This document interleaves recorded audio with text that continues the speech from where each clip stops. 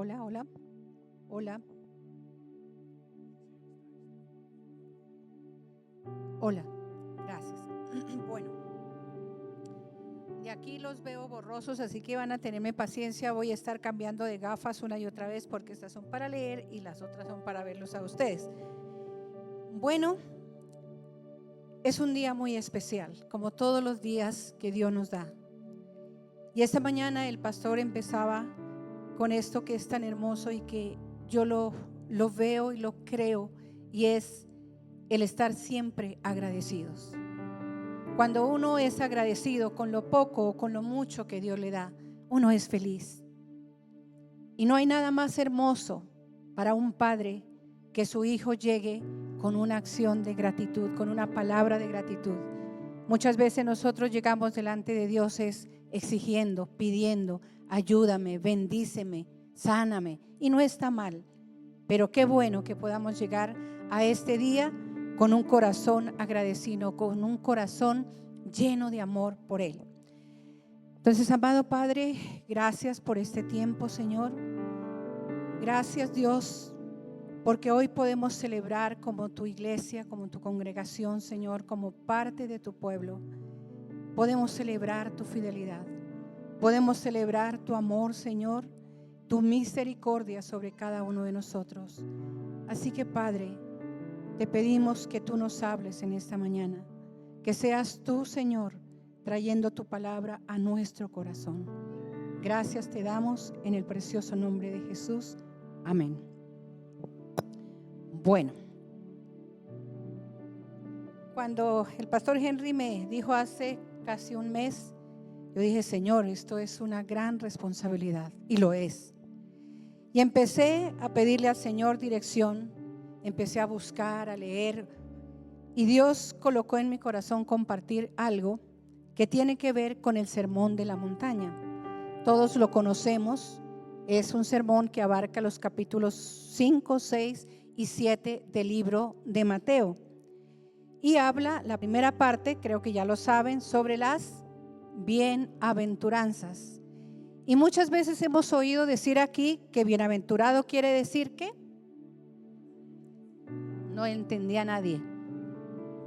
Doblemente feliz, bendecido, afortunado. Eso quiere decir bienaventurado.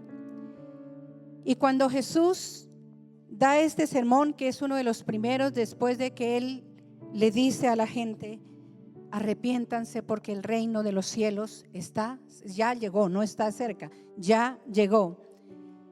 Y Él da esta palabra, estas 8 enseñanzas que son las bienaventuranzas en un monte. ¿Por qué? Bueno, no sé cuál sería el propósito. Y lo hace en un momento que es muy crítico para el pueblo judío. El pueblo judío estaba siendo dominado por el Imperio Romano.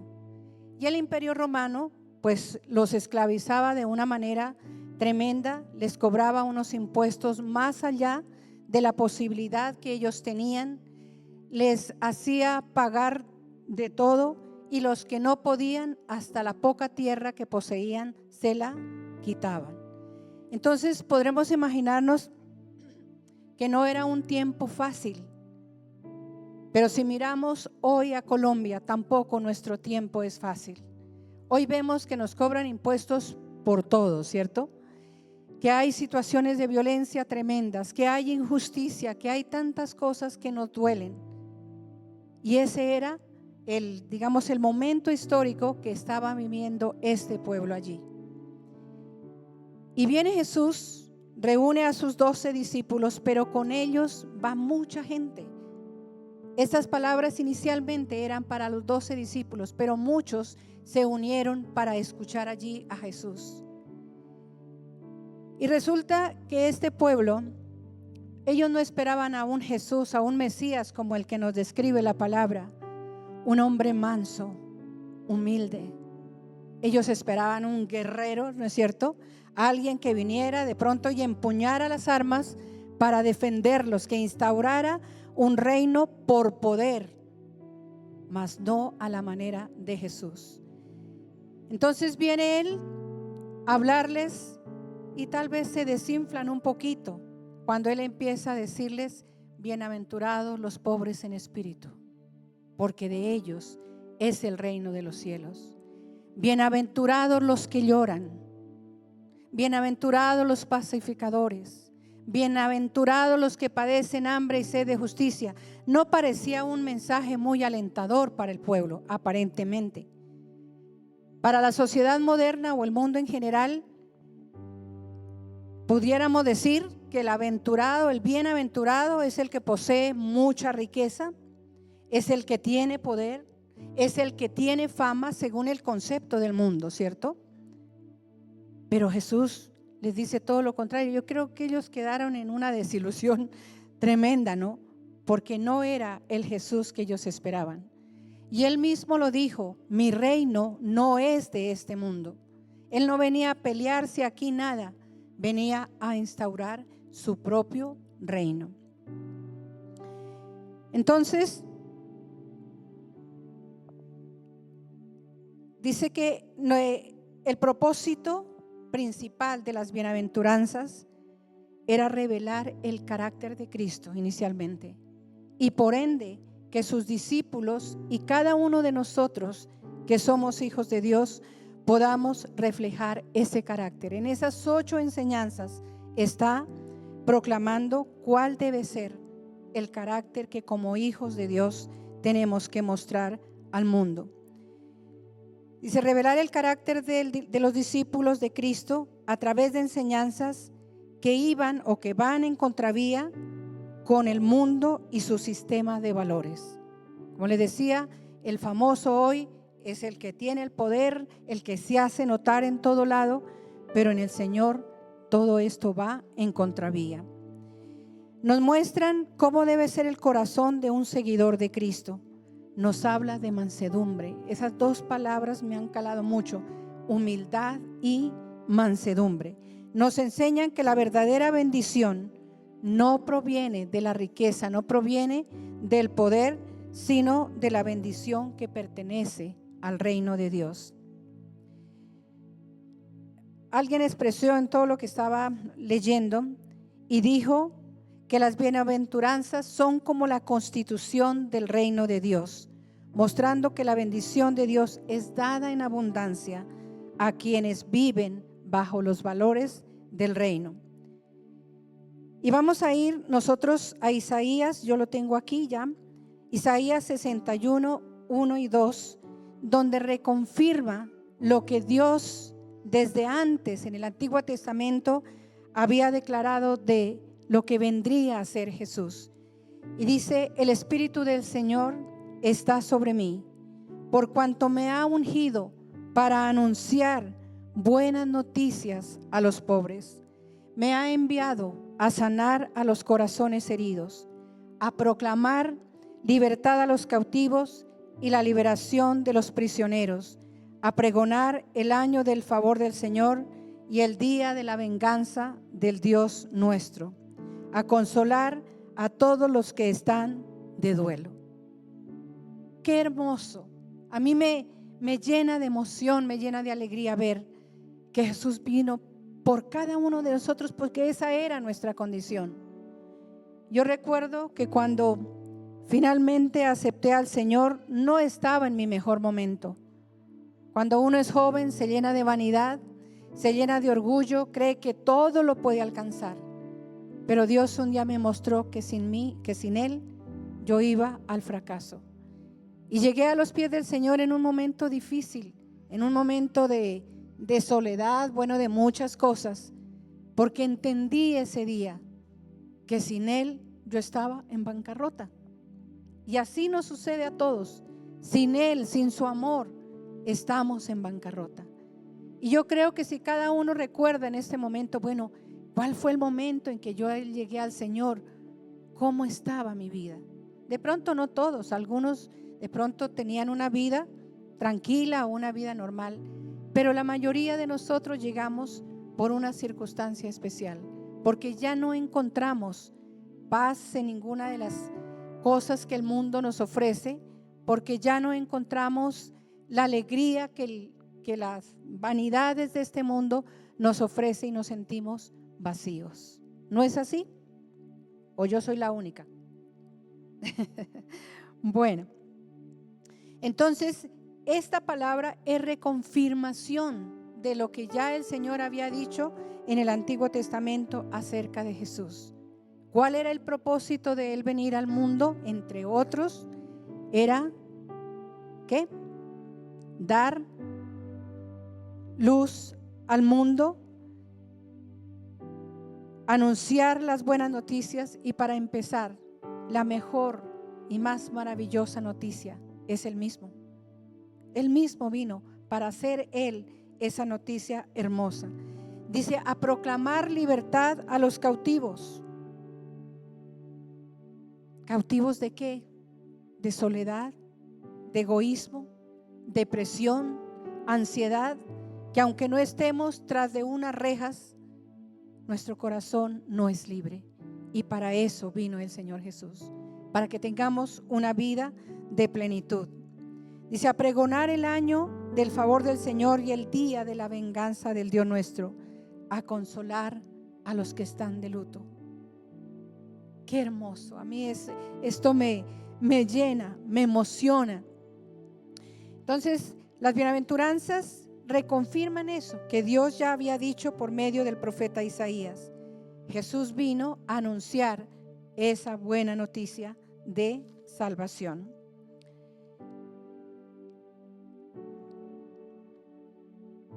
Vamos entonces a ir, porque creo que el tiempo va corriendo, y vamos a ir entonces a ver la primera bienaventuranza que está en Mateo 5:3, si la quieren ver. También está en Lucas, pero yo tomé de Mateo. Y la primera dice, bienaventurados los pobres en espíritu, porque de ellos es el reino de los cielos.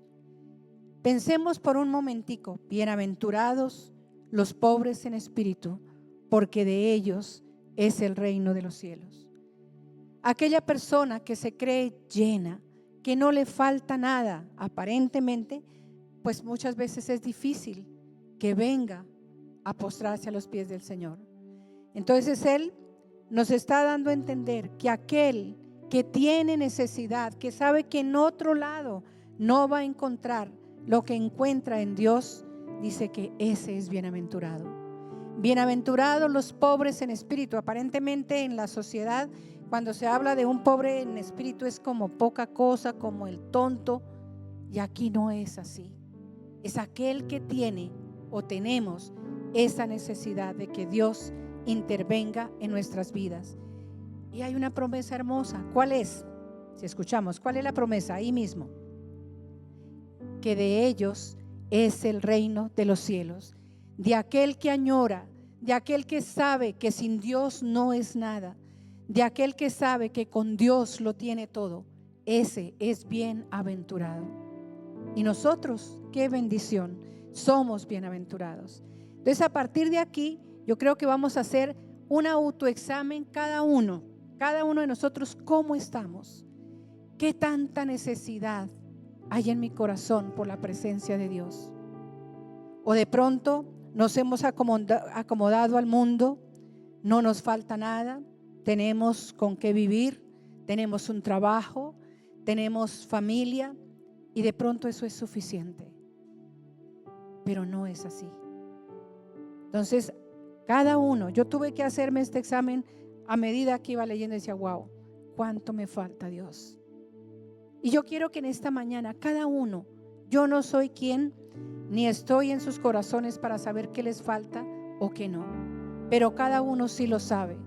¿Qué necesito? ¿Dónde? ¿En qué área debo trabajar más? Bienaventurados los pobres en espíritu, porque de ellos es el reino de los cielos. Necesitamos reconocer a Jesús como nuestro Salvador, pero no solamente como nuestro Salvador, sino como el Señor de nuestras vidas. Y mire que Él es precioso, porque con esa primera bienaventuranza está colocando la puerta de entrada al reino de Dios. ¿Por qué no fue la otra? A bienaventurados los que lloran, sino precisamente esta, porque ahí comienza con la salvación. Pero Lo hemos escuchado muchas veces.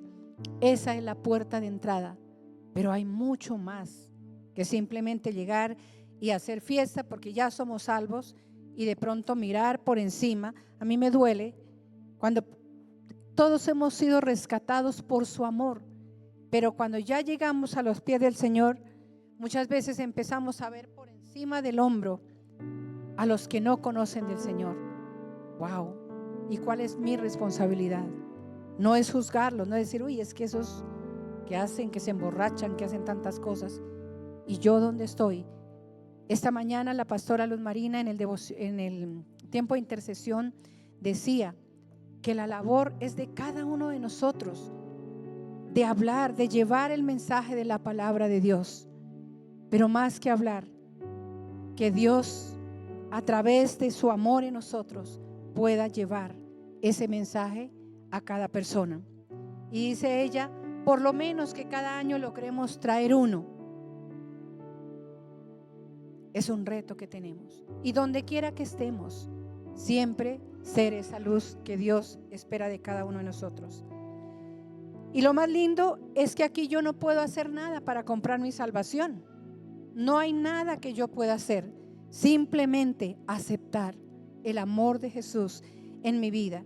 Y vamos a ir a Efesios 2, 8 y 9. Dice, porque por gracia sois salvos por medio de la fe. Y esto no de vosotros, pues es don de Dios, no por obras, para que nadie se gloríe, para que nadie se llene de orgullo, ¿no es cierto? ¿Qué es gracia? Nos lo han dicho muchas veces. Es un favor que no merecíamos, solo por amor, que a pesar de lo que nosotros éramos sin Él, Él tuvo misericordia, derramó de su gracia y nos salvó. Dice, no por obras, para que nadie se gloríe. Eso no quiere decir que cuando hemos llegado al Señor, cuando le hemos conocido, nuestras obras deben ser una consecuencia de lo primero y no al contrario, voy a hacer obras buenas para obtener la salvación. Dios dice que nuestras buenas obras son como trapos sucios. Entonces imagínense las que no son buenas. Tremendo. Entonces es entender que no estamos delante de Dios, que no hemos venido porque somos buena gente, porque éramos la última Coca-Cola del desierto. Simplemente porque Él nos amó y nos amó más allá de lo que cada uno de nosotros podemos alcanzar a entender. Dice también, es tener la humildad para reconocer mi bancarrota espiritual. Vamos a ir también a Isaías 66, 26. Los tengo aquí para que sea más ágil.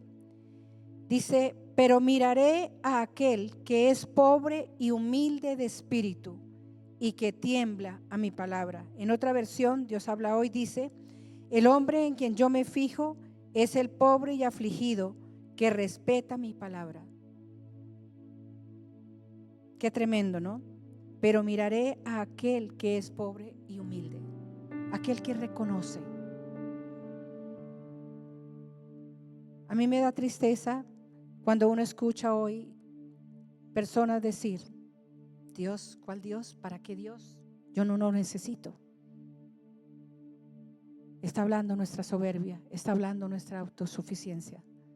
De tal manera que para llegar a Él necesitamos tener un corazón humilde, un corazón que reconoce que sí somos pobres sin Él. Que Dios nos ayude a entender esto. Vamos ahora a Mateo 5:4, la segunda. Dice, bienaventurados los que lloran, porque ellos recibirán consolación. Qué lindo, ¿no? Y es una consolación que perdura, no es una consolación de momento, sino es algo que Dios nos da para siempre. Bienaventurados los que lloran, porque ellos serán consolados. Pero aquí tenemos que mirar algo, los que lloran, ¿por qué motivo? ¿Cierto? Porque cuando hay tanta violencia y hacemos tantas cosas incorrectas y después nos estamos dando golpes de pecho y llorando, pues yo no creo que eso sea. Sencillamente, cuando la iglesia es perseguida, aquí nosotros estamos en un paraíso hasta el día de hoy, Pero en otras naciones hay gente que está sufriendo violencia y muerte por proclamar el evangelio. Y Dios dice, esos recibirán consolación. Bienaventurados los que lloran, porque serán consolados. Bienaventurados aquellos que no tienen a nadie, que están solos, que no tienen esperanza, porque en Él tenemos esperanza.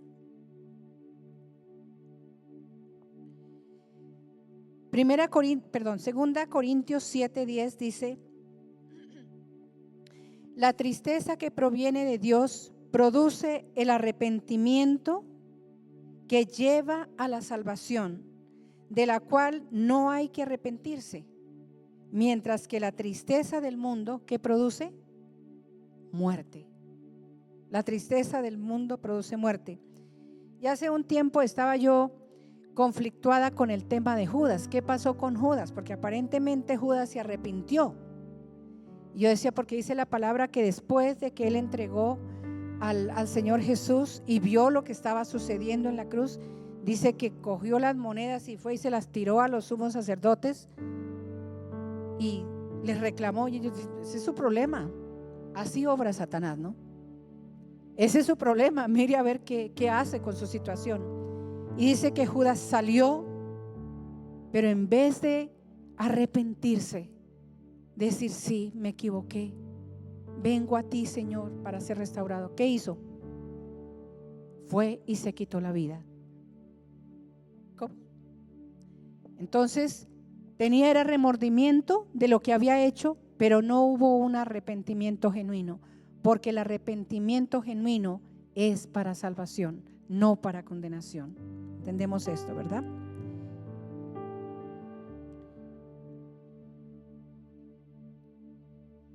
Dice, personas que muestran un arrepentimiento genuino y reconocen su necesidad de Dios. Y vamos a ir ahora a la tercera.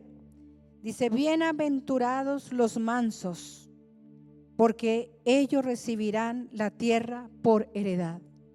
Mire que aquí estaba hablando a todas las áreas de nuestra vida, el Señor Jesús, ¿no?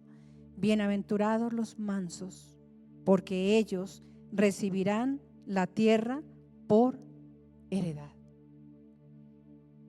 ¿Y cómo se sabe si hay mansedumbre en nosotros? Cuando sabemos y confiamos que Dios tiene el control sobre toda circunstancia y no nos desesperamos y no salimos a la carrera a buscar nuestra propia solución, como a mí me parece. Y Jesús es el modelo perfecto de mansedumbre. A Él no le tocó un camino fácil. Fue el camino más duro que algún ser humano haya podido recorrer hasta llegar allí a la cruz. ¿Y de qué manera? Golpeado, burlado, abofeteado, criticado.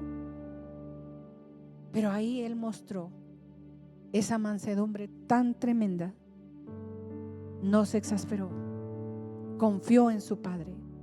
Confió en que el propósito que Dios había trazado a través de su vida tenía que cumplirse, pese a lo que fuera. Entonces esa persona mansa es aquella persona tranquila, no que no hace nada, es aquella persona que no se exaspera, que no busca a ver rapidito cómo soluciono las cosas, sino que antes dice, Padre, está bien que yo vaya por aquí, está bien que yo haga tal o cual cosa, o mejor, espero tu dirección.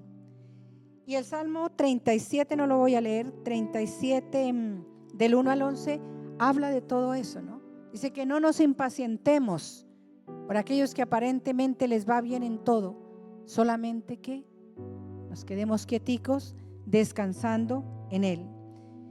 Dice, con paciencia y con la dirección de Dios podemos actuar acorde a su voluntad.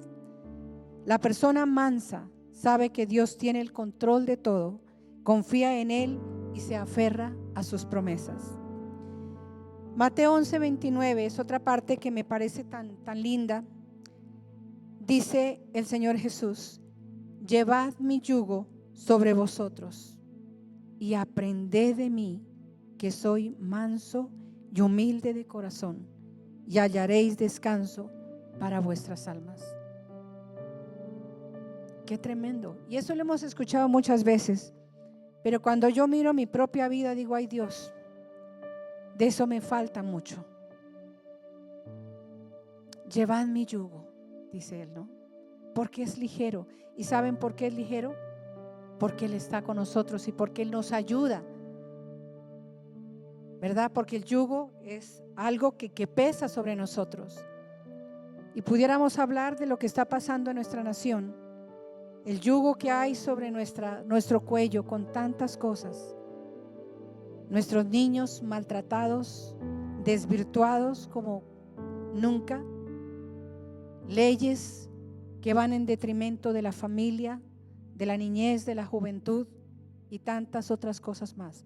Eso pesa, causa carga en nosotros.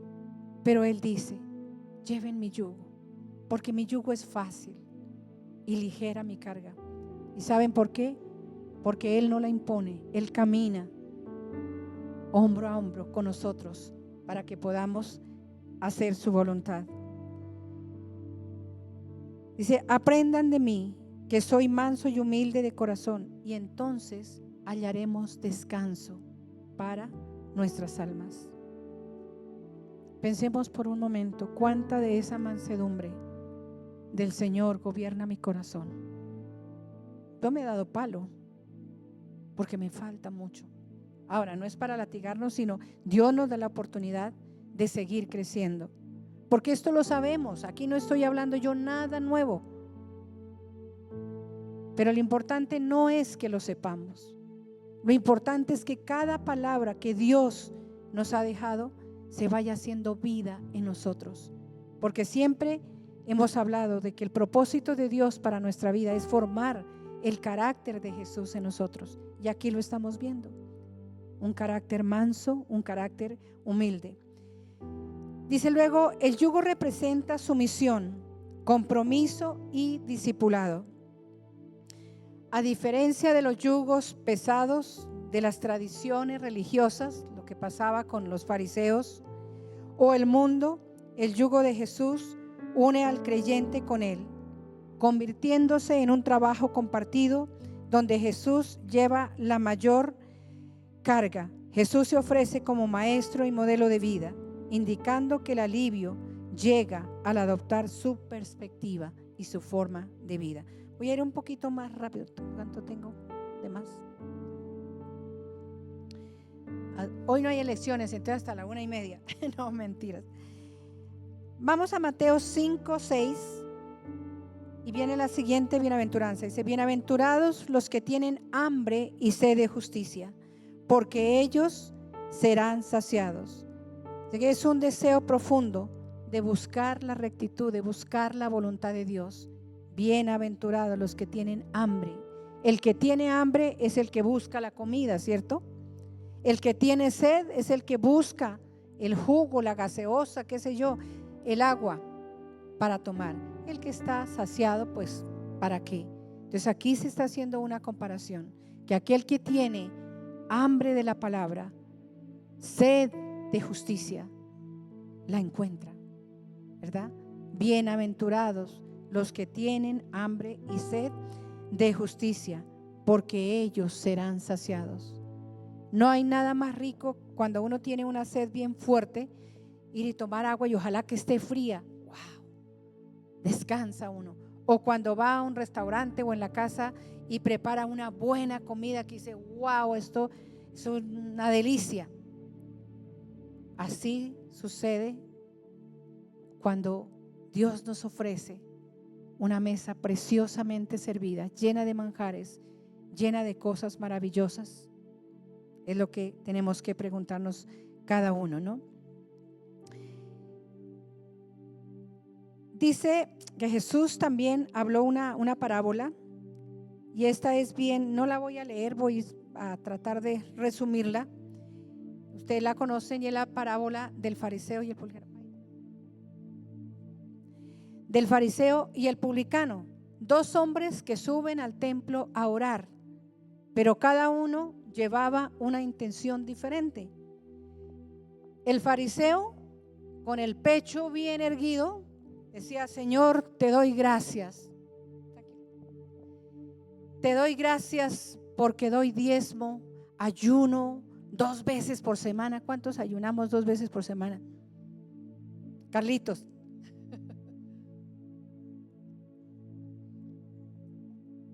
Y ve al otro que estaba a la puerta apachurrado y dice: y no soy ni siquiera como este cobrador de impuestos, yo soy de clase alta.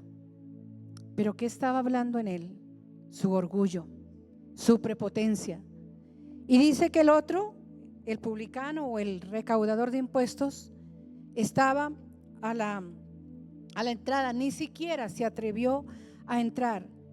Y dice que se golpeaba y decía: sé propicio a mí, ayúdame porque soy pecador. Moraleja, ¿quién salió restaurado? ¿El fariseo o el recaudador de impuestos? ¿Por qué? Porque él reconoció su pecado, reconoció que sin Dios no era nada. Pero el otro se fue en las mismas o peor, porque él llegó fue a sacar pecho de lo que él era. Y delante de Dios eso es basura. Ni nuestros títulos, ni nuestros lujos, ni nuestra posición social sirve de nada. Ante Él eso es basura. Entonces no tenemos por qué jactarnos de nada de eso, porque lo que tenemos también es gracias a Él. Si yo tengo una casa, ¿quién me dio las herramientas, la fuerza, la inteligencia para trabajar, para conseguir el dinero? Él.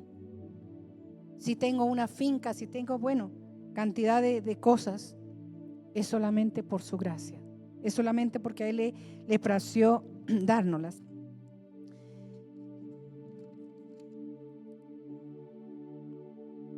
Y termino aquí esta parte. Dice entonces, la palabra lo expresa, que el que se enaltece será humillado, y el que se humilla por causa de Él, ¿no?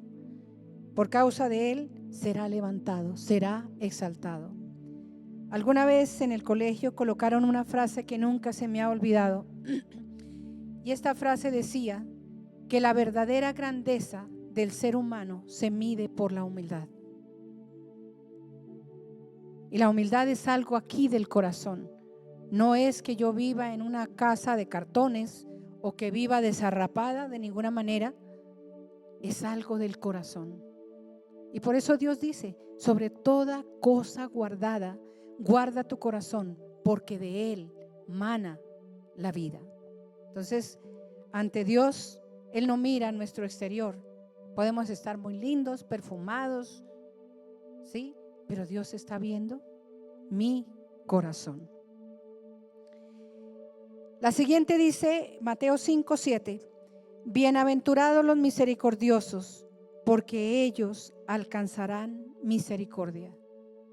Bienaventurados los misericordiosos, porque ellos alcanzarán misericordia. Dice que misericordia es esa virtud que lleva a compadecernos del sufrimiento de los demás, para actuar, para aliviarles en sus dificultades, en su dolor.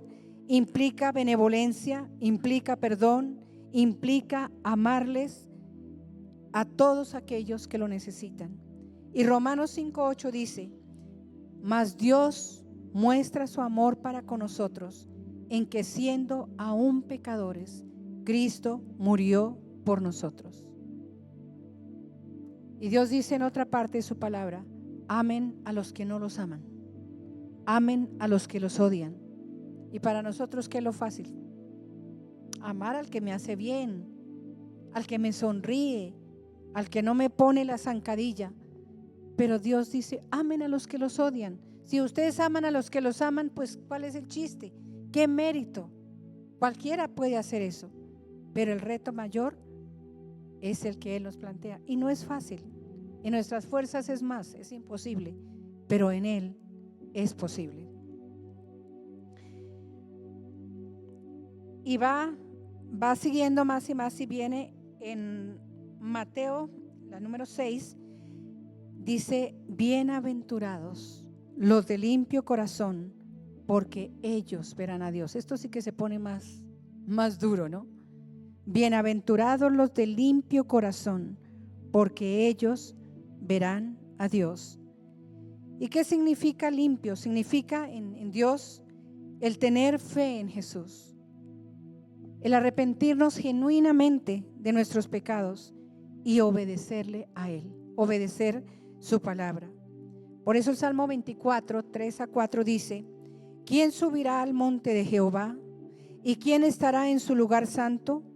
El limpio de manos y puro de corazón, el que no ha elevado su alma a cosas vanas, ni jurado con engaño.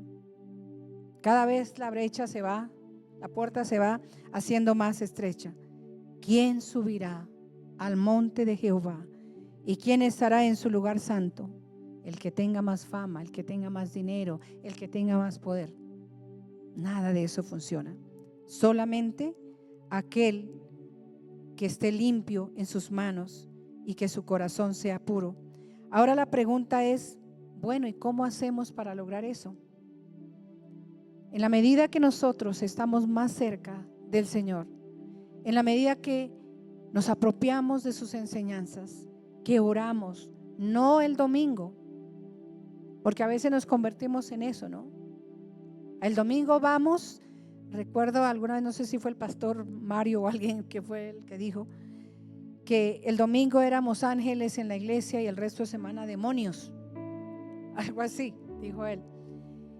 Entonces, en el Señor es en el día a día, que así como yo como mis 3 comiditas, me levanto siempre pensando qué voy a hacer de desayuno, que lo primero sea estar en la presencia del Señor, meditar en su palabra y aplicarla, porque Él dice que no seamos oidores olvidadizos, sino que hacedores. Porque de nada nos sirve conocer la palabra del Señor, tener los textos, aprendérnoslos. Bueno, a mí me cuesta ya mucho más.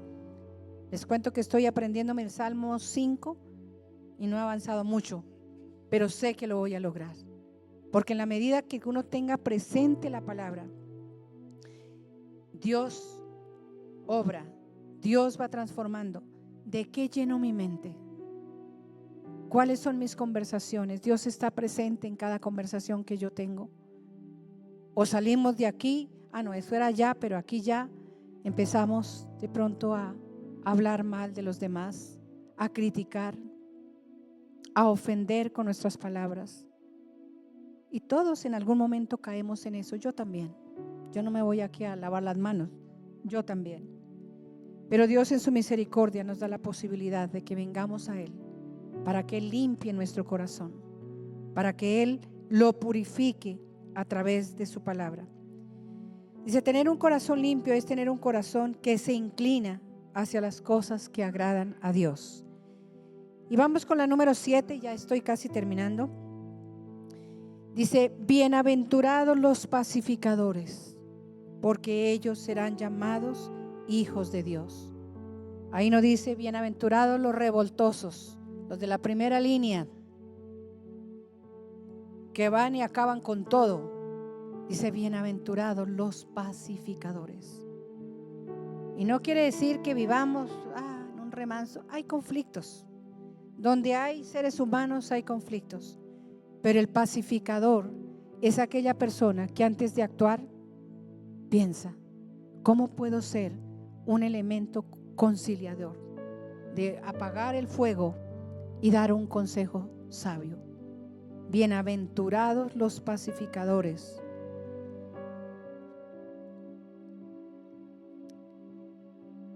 porque ellos serán llamados hijos de Dios.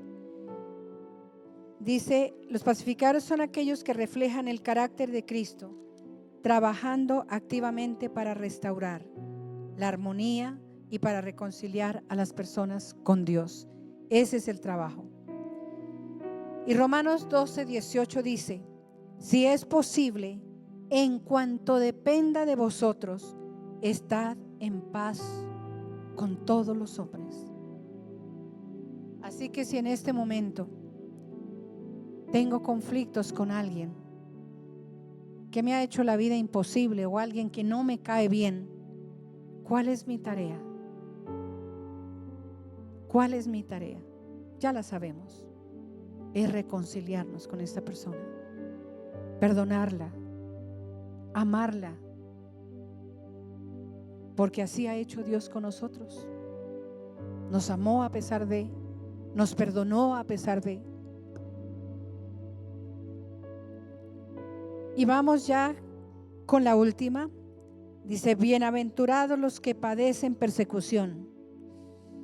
Tremendo, ¿no? Por causa de la justicia, porque de ellos es el reino de los cielos. Eso lo entendieron los apóstoles después de que vieron morir a su maestro. Qué carácter de Jesús en ellos. Decir, estoy dispuesto a morir. Pedro lo dijo al comienzo de manera impulsiva, pero después lo entendió y estuvo dispuesto a ir y morir en una cruz por amor a su maestro. Bienaventurados los que padecen persecución por causa de la justicia. Porque uno que anda robando, que lo persiguen porque se robó la plata o porque se robó la moto, lo que sea, pues este no está siendo perseguido por justicia, sino por ladrón, ¿cierto? Pero dice, bienaventurados los que padecen persecución por causa de la justicia, porque de ellos es el reino de los cielos. Aquí nos enseña que sufrir rechazo o maltrato por hacer lo correcto y seguir a Jesús es motivo de gozo, no de fracaso. Y voy a ir a 1 Pedro 2:20, que está relacionado con lo que acabo de decir. Dice, pues qué gloria es, o qué gloria tenemos, si pecando somos abofeteados y lo soportamos. Mas si haciendo lo bueno sufrís y lo soportáis, esto ciertamente es aprobado delante de Dios. Dice en otra versión, pero ¿cómo pueden ustedes atribuirse mérito alguno si soportan que los maltraten por persistir en hacer el mal? En cambio, si sufren por hacer el bien, eso merece elogio delante de Dios. El año pasado, ya como a finales de diciembre, Paito estaba ahí, llegó un hombre, abrió nuestro carro y de pronto yo lo vi allá. Le digo yo a Felipe, ¿qué pasó aquí? Y el tipo salió, cogió la chaqueta de Felipe y se la llevó. Y bueno, se armó toda la araca y tengo por allí a alguien que, Paola, que no se acobarda ante nada. Y salieron corriendo detrás del ladrón y ya salió otra gente y lo cogieron porque adelante había una moto esperándolo al que robó la chaqueta para salir corriendo y no lo dejaron. Y fue tan triste en medio de la emoción y de todo, del coraje, cómo los golpearon. A uno le abrieron aquí la mano. Yo decía, qué triste, ¿no? Qué triste, porque no están sufriendo por algo bueno que están haciendo, sino por todo lo contrario. Así que ese es el llamado de Dios para nosotros. Si sufrimos por hacer el bien, sabemos que hay recompensa de parte de Dios. Mire, Dios nos recompensa por todo, es increíble, pero cuando obramos de manera correcta. Entonces, ya para finalizar, yo soy una convencida que necesitamos día a día trabajar para que el carácter de Cristo sea formado en nosotros. Pero esto no lo logramos con buenas intenciones, ni con nuestro esfuerzo. Nuestros esfuerzos duran lo que dura un merengue, nada. Pero si persistimos en él, sé que lo podremos lograr. Dice, nuestros esfuerzos humanos, no con nuestros esfuerzos humanos, sino que esa transformación viene por medio de la obra del Espíritu Santo en nosotros. Si nosotros lo hacemos en nuestras fuerzas, va a ser inútil. Pero si lo hacemos con la guía, con la intervención del Espíritu Santo, sé que lo podremos lograr poco a poco. El pastor Mario decía que somos cristianos en obra negra todavía, pero ya es tiempo que vayamos como pasando de negro a más clarito, ¿cierto? Dice, sino que esa transformación viene por medio de la obra del Espíritu Santo en nosotros, escuchando y obedeciendo la palabra y siendo perseverantes aún en medio de las pruebas. Para ello es necesario cultivar la humildad, reconocer que tenga los títulos que tenga, lo necesito a Él. Que tenga la posición que tenga, lo necesito a Él. También el amor hacia Dios y hacia los demás. La oración y la renovación de nuestra mente por medio de la palabra. Entonces yo quiero dejarnos, porque yo soy la primera confrontada. Yo siempre lo creo que cuando Dios le da a uno el honor de enseñar, wow, el primero que lleva del bulto es uno, porque es una responsabilidad delante de Dios. Pero sé que con Él lo podremos nosotros lograr. Y vamos a terminar con las palabras de Juan, cuando él vio a Jesús y dice: que Él crezca en mí y que yo mengüe. Esto es hermoso, pero no es fácil. Se requiere de poner toda nuestra voluntad, todo nuestro corazón en Él. Así que en esta mañana yo les bendigo y le doy gracias a Dios por lo que Él está haciendo en sus vidas y en la mía. Sé que nos falta, pero no desfallezcamos. Sigamos adelante, firmes, porque de Él viene la recompensa. Le pedí al pastor que terminemos entonces con una canción que habla precisamente de eso, de que haya más de Él y menos de nosotros. Vamos a cerrar nuestros ojos un momento allí, un minuto, y dejemos que Cristo y su palabra sea tomando nuestro corazón, y que esto sea una oración. Más de ti, menos de mí. Ruego hoy que hagas así.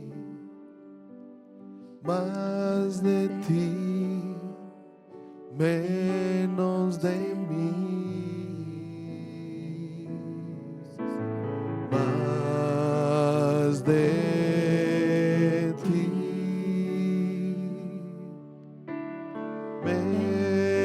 menos de mí. Ruego hoy que hagas así. Más de ti, menos de mí. Es nuestra oración cerrando este tiempo, Señor. Más de ti,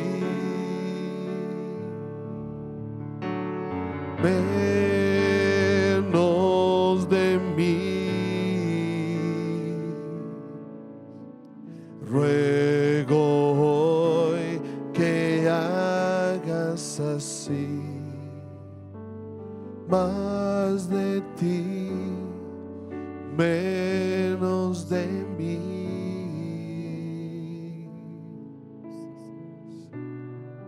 Sigue orando, Rey, en cada uno de nosotros, aún al salir de este lugar, oh Rey. Tú no te quedas aquí, Señor. Si te dejamos ir a nuestro lado, tú vas a ir allí en todo lugar donde estemos. Cuando lleguemos a nuestro hogar, cuando vayamos a nuestro trabajo, ese es tu anhelo, de que tú estés con nosotros, que nosotros siempre estemos allí contigo, Señor, dejándote obrar, dejándote actuar conforme es tu corazón. Por eso Ponemos nuestro corazón delante de ti. Lo ponemos en tus manos, Señor. Ahora pongo mi corazón en tus manos, Señor. Y haz en él lo que tú tengas que hacer. De mi parte, como lo decía Juan el Bautista, Señor, es necesario que yo mengüe, pero que tú crezcas, Señor. Bendecimos cada vida, bendecimos cada corazón y declaramos que tú haces tu perfecta voluntad y obras conforme a tu amor y tu bondad con cada uno, Señor.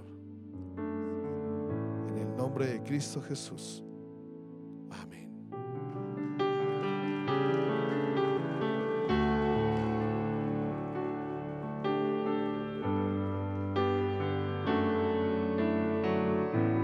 Que el Señor los bendiga en esta semana.